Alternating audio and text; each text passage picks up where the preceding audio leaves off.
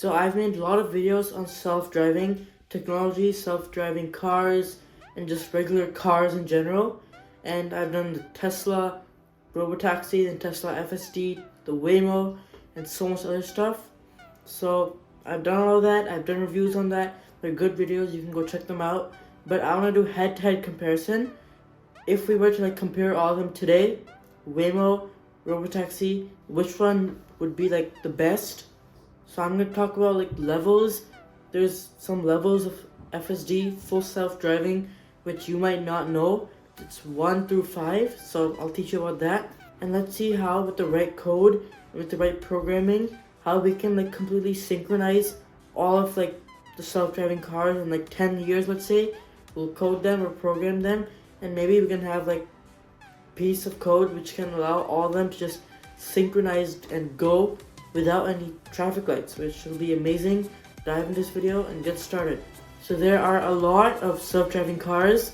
I'm just gonna focus on Tesla FSD and the Robotaxi. I don't have much on the Robotaxi, but it will be comparable to Waymo. I'm gonna be talking about Waymo too, and then I'm gonna compare them to the average human driver. So there are actually levels in self-driving. Obviously, a human driver would be 0. There's no self-driving in it. The human is doing all the work. Then there's also cruise control. Most cars these days have cruise control, which can allow steering sometimes and braking and accelerating. So that would probably go in categories 1 or 2.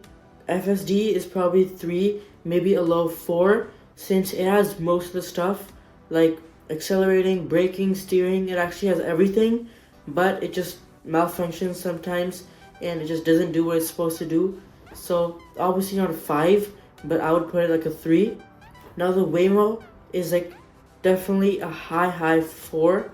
It's not a 5 because it still is definitely not perfect. The Robotaxi would go along with the Waymo, probably around a 4. I haven't seen it yet. We did see it in Tesla's event, just drive around, but that's just minimal data and we don't know yet. It hasn't been on roads, so I'll put it with the Waymo at 4. Technically nothing is going to be at 5 because there's always going to be something, but 5 is completely self-driving. So I'd say Waymo and Robotaxi are near 5. They're definitely close to 5. The Waymo is a very good car. They've been doing a lot of research and they're at 4, not a 5 yet. I wouldn't put it a 5 because they're just not there yet. They're not fully self-driving. Obviously there's still some human work involved. So safety wise, this is not very safe. One crash happened by Tesla FSD just a few days back. The drivers were just on FSD. It was I think 12 p.m. at night, so you couldn't see anything. And then there was actually a crashed truck on the road, but there was no lights or anything. There was no police, and it was just a piece of metal right there. So it was extremely hard to see. And Tesla does not have any radar on it either. As I talked about in an earlier video, as you can see, Waymo has a lot of cameras, LiDAR, radar, but Tesla does not have any of that. It just has cameras, so cameras rely on that light, but there was no light here. So Tesla FSD, definitely, like I told you, a 3, and safety is probably a 0, because technically if there's no light, no safety, because just like this you can't see anything. Waymo obviously is a bit safer, but no self-driving car is the safest right now because there's still other drivers, other human drivers that can crash into you, and for it to be full safety with other human drivers, it would have to be a bulletproof, explosion-proof, crazy army vehicle, and that's not happening on public roads. So maybe you're wondering, how do we actually achieve this full safety? Well, one way we could do it is all self-driving cars, and this would be a tough thing to do. But if we could code all of them to synchronize, they would all talk to each other, kind of send programs and send messages to each other, how one is going, then the other can go, then all of them can go. And if we get this right, they can talk and they can move in this way where none of them would hit. This is kind of very futuristic thought, but people are actually working on this. And if Waymo implies enough of these vehicles, and Tesla also puts enough of robotaxis, enough for like the whole population, then and if there are enough self-driving cars on the roads, in theory this would work. But don't get your hopes high, because this is very, very hard to do. Obviously, just getting one self-driving car is super hard.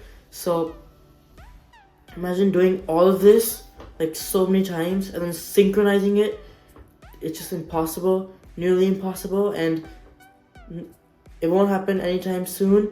But I think this will be coming in a few years, maybe 10 years at max, maybe 15 years.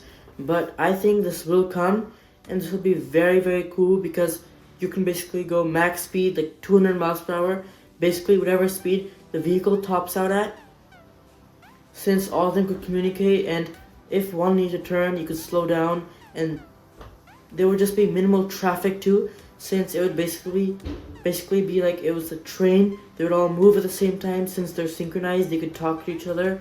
And this is very futuristic, but in theory it could work, and people are actually thinking about it and they are working on it. So that's it for today's video. Right now I wouldn't trust self-driving cars just because the lack of research on them. They just came out. Waymo has been working on them for 10 years, and if you had to choose one, I would definitely trust Waymo over Tesla, since extra security, extra LiDAR, radar, all those cameras, and just extra research in general. You can go check that out in that video. I explained it more in depth. But that's it for this video. I'll see you next one. Bye for now. YouTube Pro out.